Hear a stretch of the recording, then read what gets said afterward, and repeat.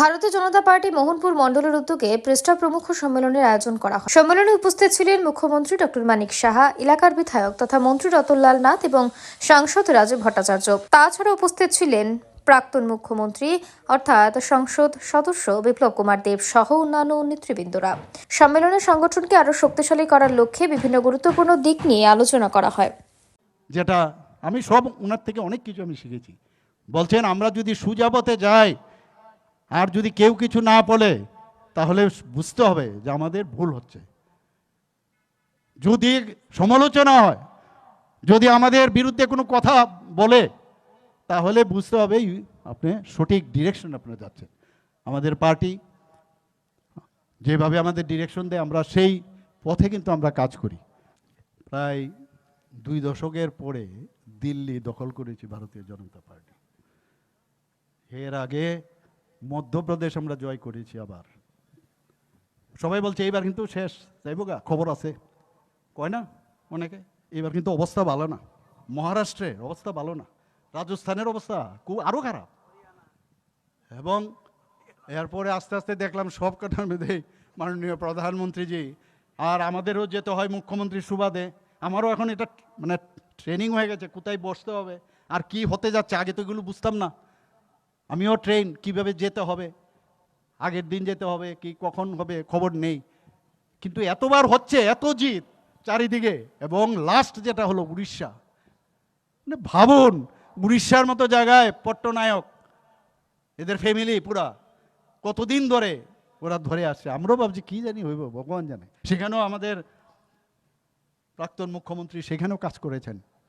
আমি বলি যখন মুখ্যমন্ত্রী হয়েছিলাম 2018-তে অসুবিধা হতো, কারণ কি সত্তার আসার পর সিস্টেমে সব কমিউনিস্টের লোক বসা ছিল সব জায়গাতে।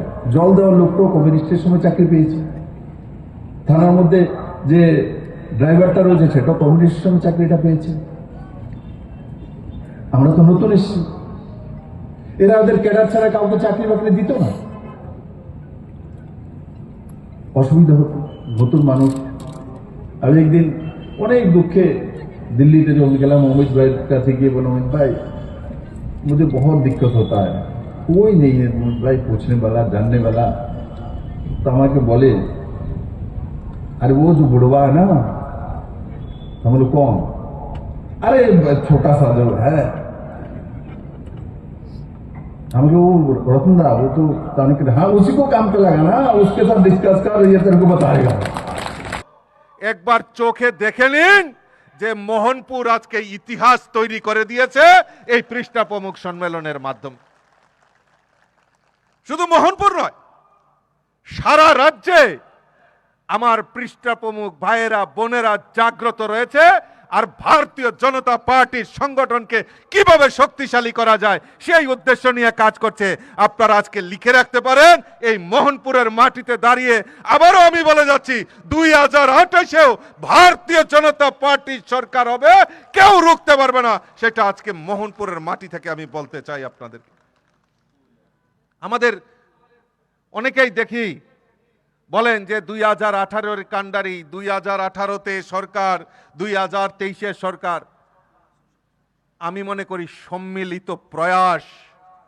আর আমার এই যে কিং মেকার, আমাদের পার্টির কিং মেকার কারা? আজকে আমাদের এই পৃষ্ঠা প্রমুখ ভাইয়েরা বোনেরা। আমার এখনো মনে আছে 2016 থেকে আমাদের লক্ষ্যমাত্রা ছিল যে আমাদের ভারতীয় জনতা পার্টির সংগঠনকে আমরা মাইক্রো লেভেল অবধি আমরা পৌঁছে দেব। তখন আমাদের প্রদেশ সভাপতি হিসাবে মাননীয় বিপ্লব কুমার দেব আমাদের প্রদেশ সভাপতি ছিলেন, আমি তখন প্রদেশের সাধারণ সম্পাদক ছিলাম। আর আমাদের লক্ষ্যমাত্রা ছিল যে আমাদের বুথ লেভেল অবধি, মাইক্রো লেভেল অবধি আমাদেরকে এই কর্মসূচি নিয়ে পৌঁছে যেতে হবে। ব্যুরো রিপোর্ট, অবিরাম 24x7।